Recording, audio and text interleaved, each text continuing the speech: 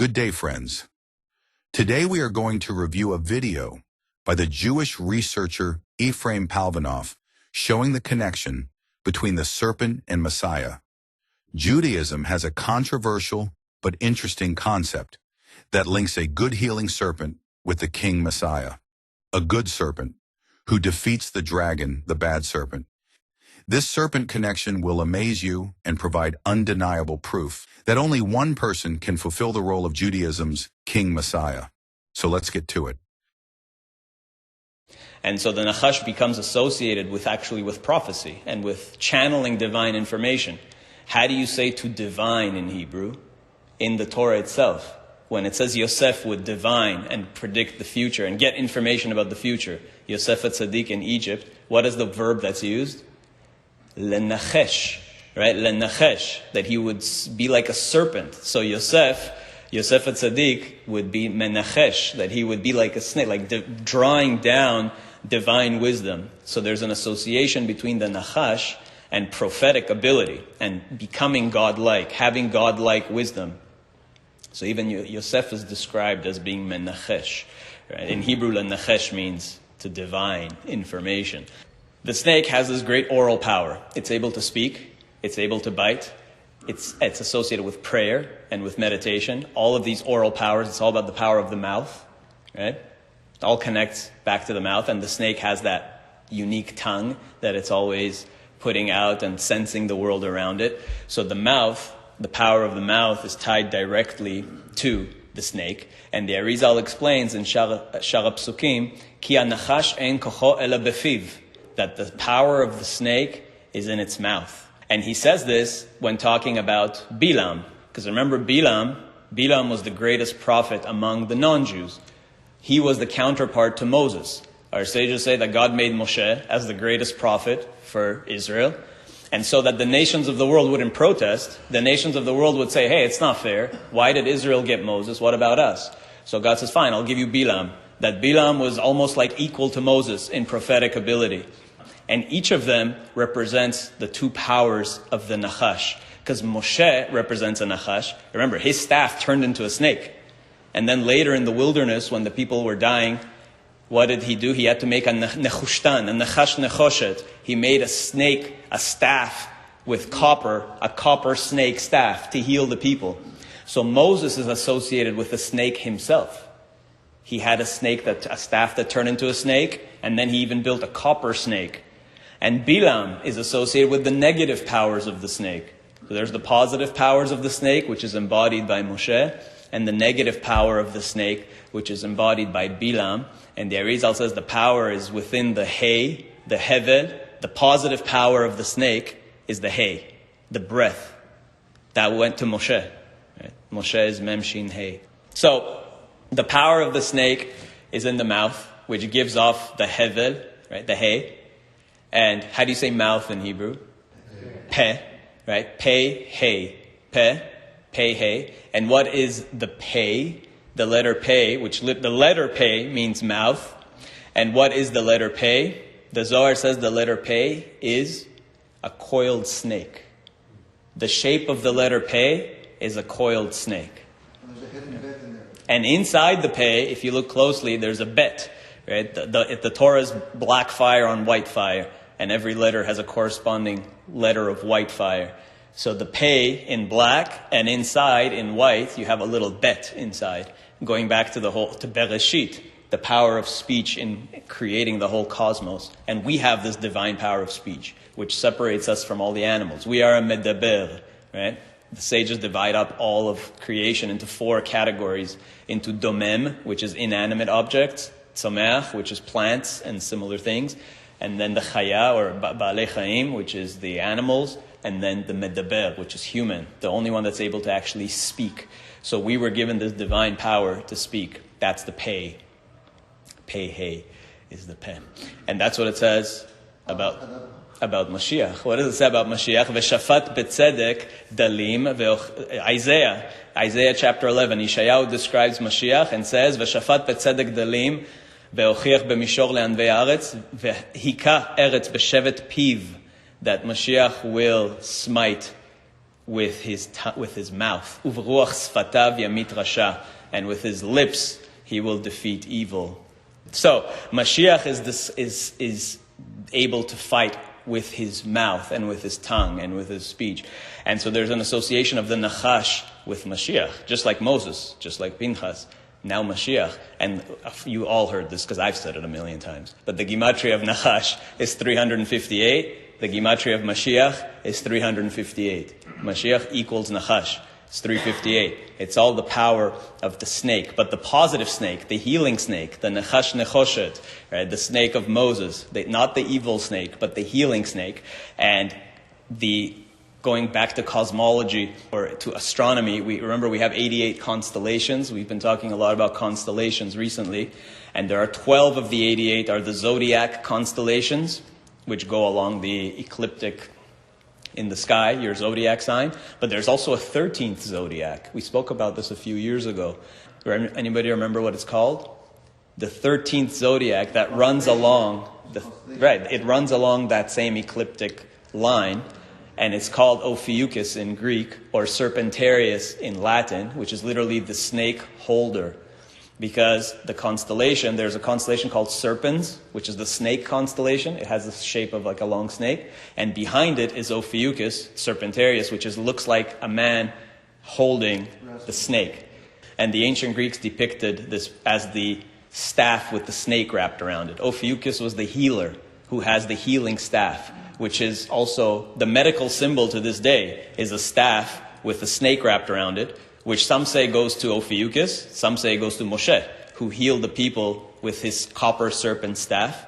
So you can choose which. They're probably both true, but there's this idea of the staff with the snake wrapped around it as the healing snake. So that's Ophiuchus, and there's this constellation.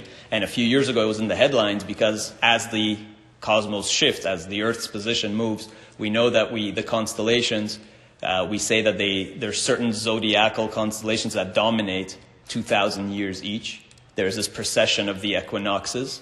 So for the past 2,000 years, I mentioned this before, we were in the age of Pisces. Now we're moving into the age of Aquarius, right? And as everything is shifting, Ophiuchus becomes more prominent, some say.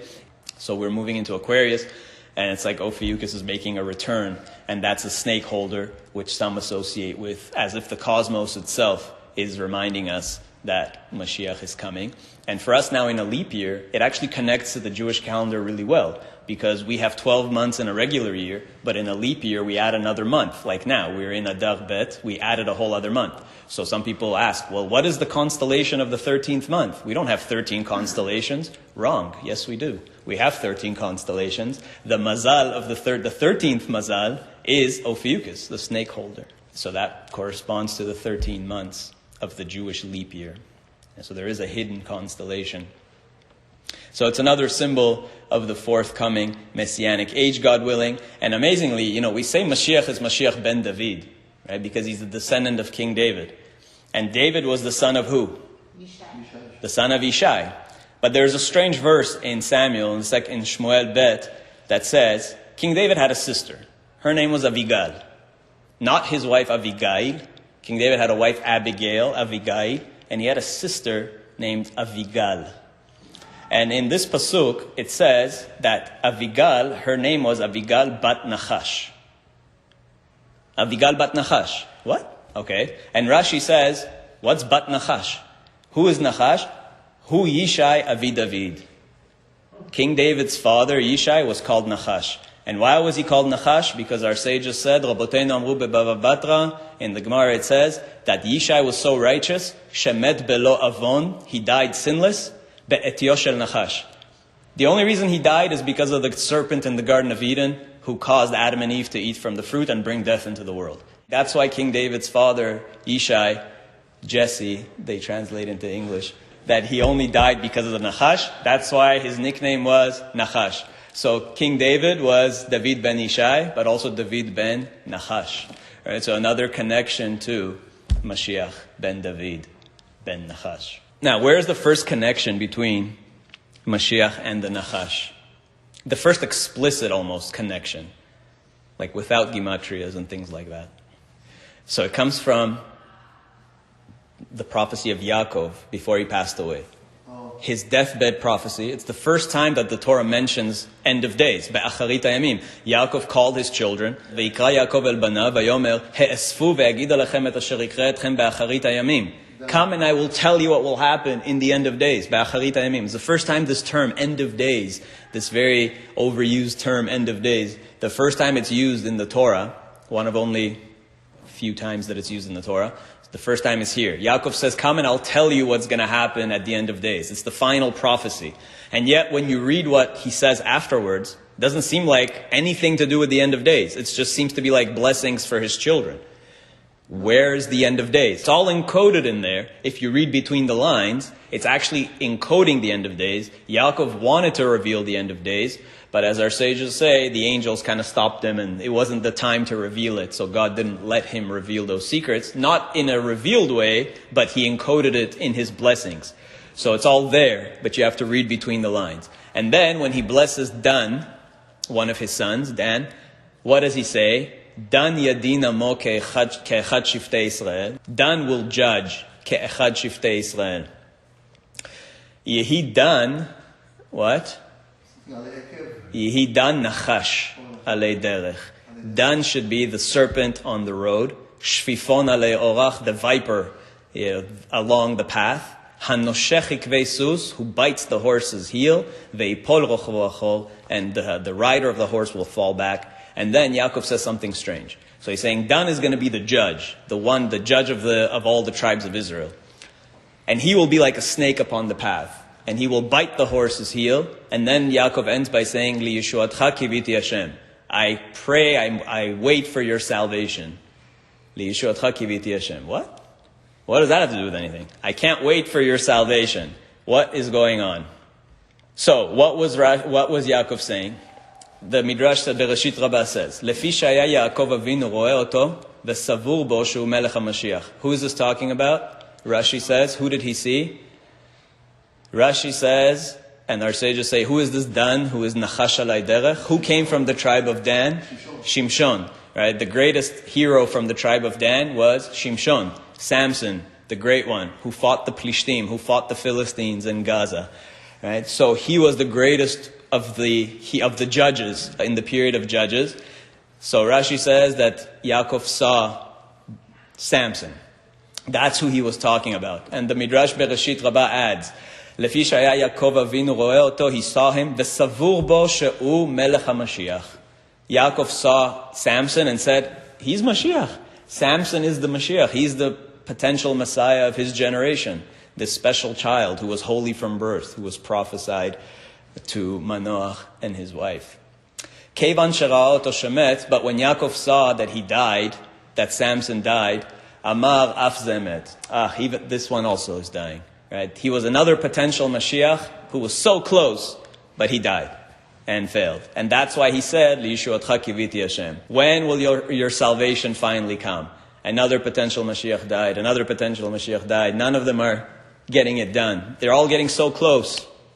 And even this one died. So Samson was the potential Mashiach of his generation. And he died fighting the Plishtim. You remember the story, right? He pulled down they had him chained to the temple. And he pulled down the pillars and collapsed them on all the Plishtim. And thereby saved Israel from their oppressors for a certain period of time. Now the Arizal says, in one place in Tanakh, in Shmuel, do you know what Shmuel calls Shimshon? Something strange. He doesn't call him Shimshon. Shmuel says, Veishlach Hashem et Yeruba'al. God sent you Yeruba'al. Who's Yeruba'al? Gidon. Gidon's name was, one of the judges was Gidon. His name was Yeruba'al. So Shmuel says, God sent you all these judges. Yeruba'al, ve'et Bedan, ve'et Iftach. Okay, Iftach we know. Ve'et Shmuel. We know those other judges. Yeruba'al we know. That's Gidon. Iftach we know. That's clearly in the Tanakh. Shmuel we know. Who's Bedan? There's no mention of Bedan in Judges. Who's Bedan? Bedan is the person from the tribe of Dan, who is Shimshon. So Shimshon was this potential Mashiach, the Nachash alei derech, the snake upon the path, and he sets the stage for the Davidic dynasty, because Shimshon was basically one of the last judges. After him is already Eli and Shmuel, and then the Davidic dynasty not long after that. So Shimshon sets the stage. He subdues the Philistines long enough to bring about the Davidic dynasty, and then David himself finishes the job. That's why there's this connection between Shimshon and bringing about as early steps to the redemption, like Shimshon brought about the Davidic dynasty. So Shimshon was the snake, the Dan who was Nachash alai derech, anoshech ikvei sus. He bites the horse's heel because he fought he had to fight in a very circuitous way. He couldn't go head on. So that was Shimshon, and that's Mashiach is described the same way. Liyishuatcha kibiti Hashem. And the horse is always in Jewish tradition a symbolic of war. The sages say, what is a sus? He's called sus, a horse, because he's sas lekrav, that he's happy to run into war. The horse is just happy to run. So let's put it all together. Let's put it all together and conclude. So we had the first serpent, which was the Tanin Gadol, which was this Leviathan, this dragon, this terrible dragon. And ultimately Mashiach is supposed to slay the remaining one. God slayed the first one, and there's a remaining one. Ishayahu actually alludes to the both snakes and says, "Beyom ha'u yifkod Hashem becharbo hakasha." On that day, God will slaughter the Aliviatan Nachash Bariach, the straight, again the word Bariach, the straight, the pole serpent, the Aliviatan Nachash Kalton, and the twisted serpent. So there's a twisted serpent and there's a pole serpent. There's a straight serpent and a twisted serpent. And depending on who you ask, there's different rabbinic opinions, but some say that this is exactly, one is the good snake and one is the bad snake. The twisted snake is more of the dragon, the Leviathan, and the straight snake is that healing snake. It's the pole. It's the healing pole. It's the healing staff. And the Zohar also says that these Taninim Agdolim, da Yaakov ve'Esav. One is Yaakov, one is Esav. Right? The twisted serpent, the dragon, is symbolic of the power of Esav. The straight serpent is Yaakov, is Israel, who's Yashar El. Right? Israel is Yashar El, the straight one. So, this is a Zohar in Zohar 138b. So that the two Taninim Agdolim are Yaakov and Esav. So we have this idea of one serpent defeating the other serpent, right? Mashiach, the positive Nachash, destroying the negative one, the Leviathan. So Mashiach is Ophiuchus, that constellation, the healing snake, and you might parallel the Leviathan. There's another constellation. What's the dragon constellation? Draco. It's one of the biggest constellations in the sky. Some people say when Sefer Yetzirah talks about the Tli, it's referring to Draco, which is also a very important constellation, but we'll leave it for another time. That's not on the... It's not on. It's right in the center, actually. So everything kind of seems to rotate around it. So that's... And there's a question if that's... Like the North Pole guy? Yeah, so it used to be. One of the stars in Draco used to align with the North Pole. So we have two serpents, the Nachash Bariach and the Nachash Kalton. The twisted serpent is usually seen as this dragon, this fire-breathing dragon, the Leviathan. The straight serpent is the healing serpent, the serpent of Mashiach. And it's interesting, again, another beautiful gematria. Just as Mashiach equals Nachash, 358, Leviathan, do the gematria of Leviathan, Lamed Vav Yud Taf Nun, is 496. 496 is gematria of Malchut, Mem Lamed Kaf Vav Taf. So in the same way that there's this Nachash Mashiach connection, there's a Leviathan and Malchut connection. Same idea, actually. Okay, let's break there for a second and summarize. Ephraim is drawing an important messianic link between Joseph and Moses. Both these figures portray the good serpent. Joseph with his prophetic divining ability, which made him a ruler in Egypt. But he was the good serpent who delivered his brothers from death, even though they saw him as the enemy. The next serpent savior is Moses, who was brought up in Egypt, but we see the serpent staff of Moses defeating the serpent power of Egypt, the good snake, the power of God, devouring the bad snake, the dragon power of Egypt. And again, in the wilderness, when the Israelites rebelled, fiery flying serpents were sent to bite them, which is another description of the serpent or dragon bringing death, just as the serpent brought death in the Garden of Eden. And what saved them from the bad serpent's bite of death? It was the good copper serpent, which Moses lifted up on a staff, which portrayed the saving power of God. And Samson too is described like a good serpent, a savior of Israel, in the archetype of Joseph and Moses. Samson's death is what brings Israel salvation. He gives his life to save Israel with his upright form and outstretched arms, which foreshadows Yeshua's upright form on the cross. And Yeshua's self-sacrificial death is just like Samson's self-sacrificial death. And once again, we see Samson as the good serpent who saves and delivers from the supernatural power behind the Philistines, which was, of course, the dragon Satan. And he does this by literally bringing down the temple of their chief god Dagon, landing a blow to the evil serpent dragon power behind the Philistines, just like Moses did. This is the very reason Yeshua describes himself as the serpent that Moses lifted up in the wilderness. The very crucifixion itself testifying to this serpent analogy in the fact that crucifixion injures one's hands and feet. And what does that remind us of? It draws our minds back to the Garden of Eden, where a serpent lost his limbs, his hands and his feet, and is brought down to the dust of death. It's as though the dragon were retaliating against the limbs of Messiah as payback, forcing Messiah to bear the same punishment which he had borne in the garden for the original sin. He struck at Messiah's heel and hands without even realizing he was fulfilling Genesis 3:15 and Psalm 22:16. For this was all part of God's plan to have Messiah bear mankind's punishment, just like the serpent had, in order to atone for all sin, especially the sin in the garden. And as David is titled Ben Neshesh because of his righteous upright father Jesse, so too would Yeshua inherit this title, being the descendant of David and Jesse, the branch of righteousness, the branch of Jesse, the true sinless and righteous one. This is why he is given the title Yehovah our righteousness in Jeremiah 23:6. And as the constellation Ophiuchus is the 13th constellation among 12, so too was Yeshua the 13th among his 12 apostles. And as Moses was the leader of 12 tribes in his time and portrayed the one holding or struggling with a serpent, so too is King Messiah the one portrayed in this manner. For King Messiah is the ultimate defeater of the evil serpent dragon and his power of death. And just as the 13th leap month of the Jewish calendar comes and goes, appearing and disappearing, so too is Yeshua, who came for a time to lead the 12 apostles, but departed.